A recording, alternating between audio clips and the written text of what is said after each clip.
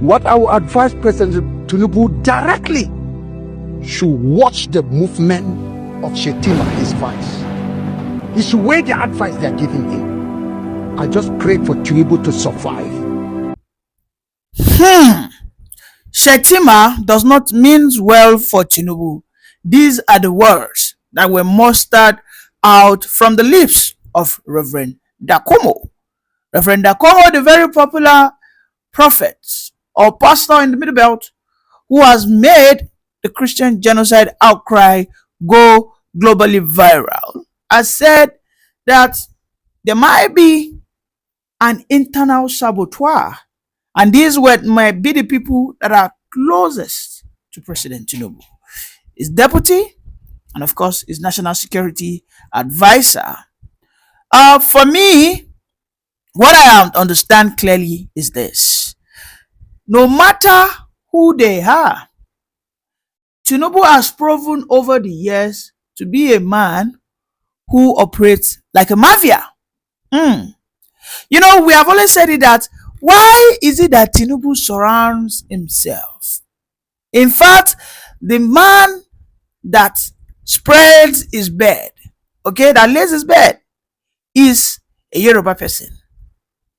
Why should Tinubu have around him people that are closely from his ethnic, extraction?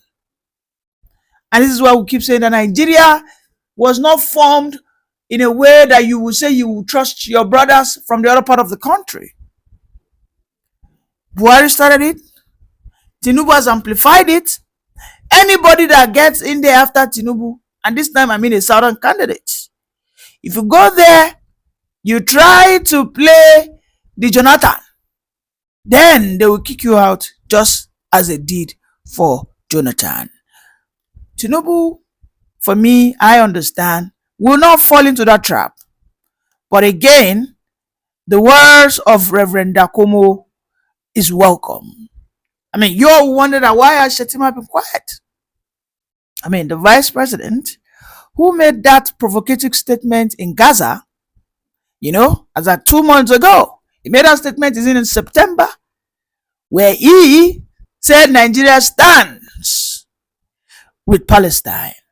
Nigeria stands with Gaza. He never watched or he never take a look that in the Nigerian contraption that there are Christians who are not, yes, I mean, today we know that Christians are minority, but I mean, they are still large in numbers. If we have, for instance, maybe 100 million Muslims, then we will probably have about 60 to 70 million Christians. So you cannot just go to United Nations in the United States of America and openly say that you stand with Gaza. I mean, this is what has led to this place. This is why Tinubu has been battling the issue of Christian genocide. This is why we have not seen these northern politicians that are closer to Tinubu to come out and say, yes, indeed, there is a genocide and we will do everything possible to wipe it out. You can see that Shettima cannot speak directly against the House of Rep members. He cannot. He's quiet. You know why? I mean, I believe you know what I mean. So, a lot is happening within that cabinet, and Reverend Dachomo, I don't know why he has to say this. I don't know. Maybe he's a supporter of Bola Ahmed Tinubu. I don't know. Because I am not. I'm just an objective analyzer. But what we know is the Nigerian political space is riddled with ethnic and religious tension. Yes. First and foremost, you have to be Muslim enough to be accepted to become the president, or you have to be able to bend to the whims and caprices. That's one for the religious aspect. On the other hand, some ethnicity are revered never to lead. Look at the issue of the Igbos. If we were in a Senate climb, a Peter Obi should not be struggling as it were today. No, you shouldn't. But they will take a look at your ethnic coloration and tell you, oh, this guy is an Igbo person. No, no, no, no, we cannot trust him. Okay, the Yorubas, we can still work with them. This is what the northern hegemony, okay? The power brokers, this is what they do. The same thing happens in the southwest. Yeah. In the southwest, you will see conversations around ethnicity, ethnic baiting, saying that the Igbos cannot do this, the Hausas cannot do this. I mean, so Nigeria, we are in a vicious, a cycle, okay, where we are just spinning in that cycle of confusion, in that cycle of ethnic bigotry, in that cycle of ethnic supremacy. I mean, why should a reverend come out and tell a president that your vice president does not mean well for you? I must say that Reverend Dachomo might be picked up. He might be. While he might be saying things that are inflammatory, but we are in a democratic setting. Unfortunately, Reverend Dachomo might be picked up on that words he said. And nothing will happen if Reverend Dachomo is picked up. Nothing. Because they will say that he was picked up for accusing the Shettima, the vice president of Tinubu, for probably plotting against Tinubu. I mean, and they will tell him to provide proofs. He went ahead to mention the National Security Advisor. These two people, I mean, we know them. One is Kanuri, one is Fulani. But, I mean, we know the sentiments around these people. The historical aspect of Shettima, how in the past he was reportedly found eating with bandits. Kabiru Sokoto, how Nuru Rubadu has been called out for picking negotiations over kinetic measures. How people have been saying that it is Nuru Rubadu that is behind the sack of General Musa, because Musa said, let us carpet bomb, he said, let us negotiate. A lot of wahala in this Nigeria that we call a country. So what it means is, if I become the president tomorrow now, I go to fear say, if I say I want to do some kind of things, state police, resource control, I cannot make these people from this particular region to be my advisor, because they will always, ill advise me. So is that a country? A country whereby our ethnic ideologue supersedes our national ideologue. So why are we pretending? Why are we pretending? I mean, the interview of Reverend Dachomo has gone viral. We have the United States, saying that nothing must happen to this man. That video has gotten to the White House. They have watched it. Tinubu will probably have watched it too. All the people that I mentioned, the politicians, a lot of northern leaders would have watched Reverend Dachomo's interview on News Central. Very provocative. I mean, he brought out evidences upon evidences. In one night, over 500 souls were cut short. Christians. But yet, we have whereby the Nigerian Supreme Council of Islamic Affairs said that these things are because of climate change. So you can see where the problem lies. Yes. Politically, Tinubu will not want to jeopardize his support base in the Middle Belt. This Reverend Dachomo, I know that Tinubu will not want to touch him.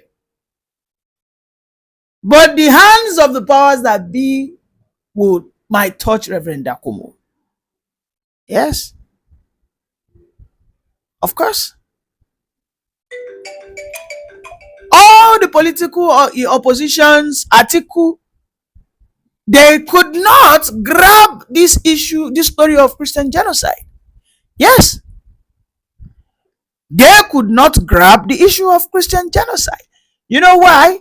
Because in the past article, who tried to speak about Deborah, immediately when he was pressured by his northern followers. He deleted it. So, with which mouth is he going to say that truly there's Christian genocide? They're going to finish up. The man who should use it, of course, and this is why I keep saying that Nigeria, we must stop deceiving ourselves. If Obi had lynched on this opportunity, politicize this matter, because after all, in Nigeria, everything that affects us is politics. Yes, it's politics. Everything that affects us, from our inability or our inaccessibility to pipe bomb water, to good roads, to security, everything is all about politics. Okay? Bad education, everything is politics. So if if Obi had politicized that matter, they would have used his ethnic coloration to tie him down. They would have told him, Oga, your hometown, IPOP's not there. You cannot talk about Biafra. You want to talk about Christian genocide going in the Middle Belt, blah, blah, blah. But by the way, I thought he should have still used it, but he didn't. So you will see that Middle Belt matter is a free for grab on the table of Tinubu now. Because I know that Reverend Dachomo, if anything happens to Reverend Dachomo, it would definitely not from the table of Tinubu. I have been saying that Tinubu should invite Reverend Dachomo. Reverend Dachomo has gone where? To New Central now. More TV stations will begin to call him. Yes. Before you know it, Trump might invite him over. If God spares his life. Because we know in Nigeria, anybody that tries to speak otherwise gets silenced. Yeah, the Reverend Dachomo wouldn't have survived if the president was still Buhari. He wouldn't.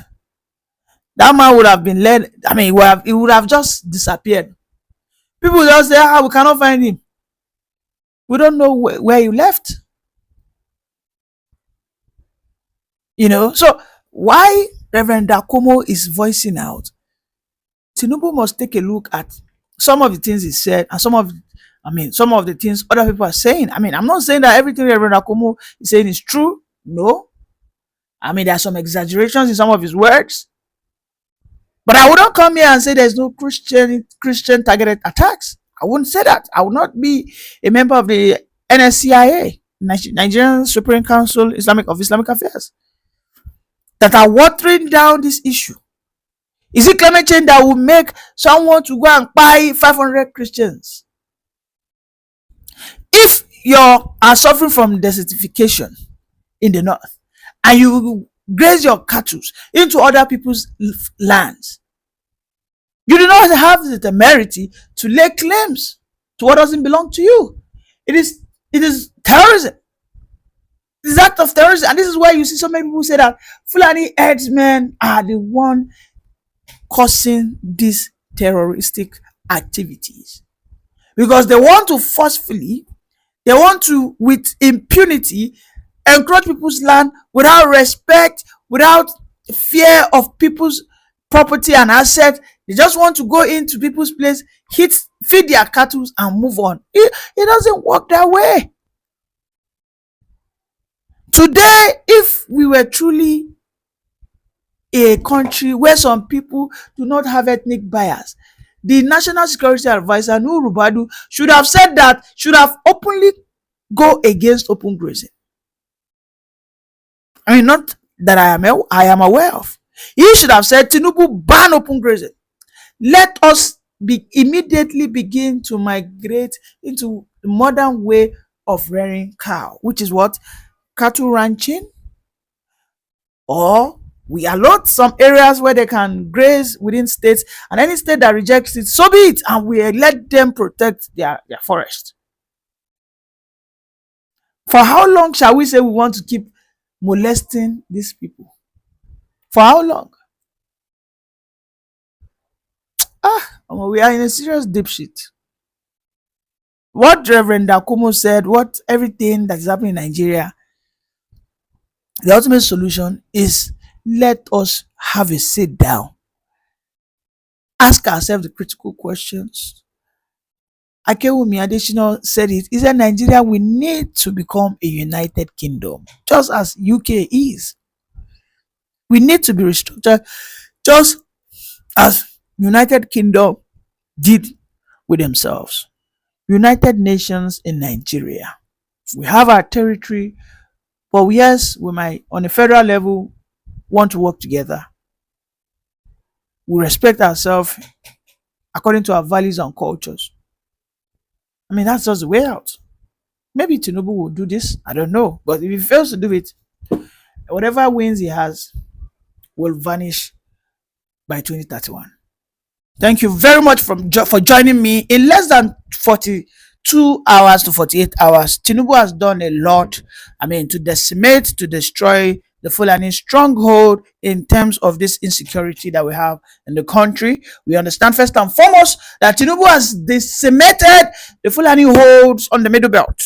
But just yesterday, in less than 10 hours, we can see what is going on against the Fulani militias in the very deep deserts of Borno, Maiduguri, in Plateau. How the Nigerian Air Force has wiped out nothing less than 1,000. 1,000. This has never happened before. This has never been recorded before.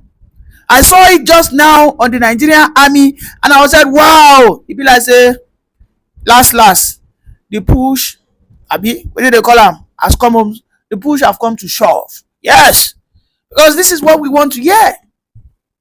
You will soon be surprised that so many people will start rising up that this bomb has wiped our sons. Don't worry, they will soon come with those excuses. Just a matter of time. They should keep giving them woto. Give them woto. Haba. I mean, there are videos out there where we see that the Boko bandits and the Iswa bandits are fighting themselves in the Chad basin there. I mean, there are videos that you must have seen on Zagazola where there's this gunfighting. I mean, you have it on my screen. There's this gunfighting, shooting, and all that. While they were fighting themselves, the Air Force poko them. Boom.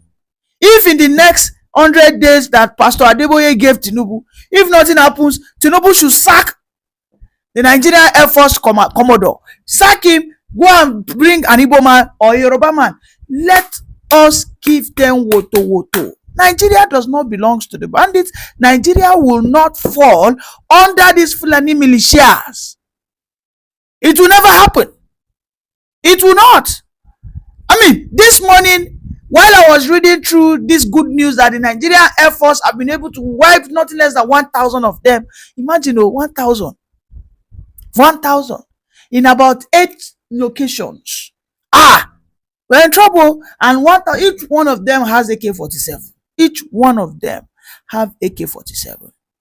And one person in 10 minutes can wipe 100%. I mean, imagine if such people just storm a place that is so peaceful and so loving.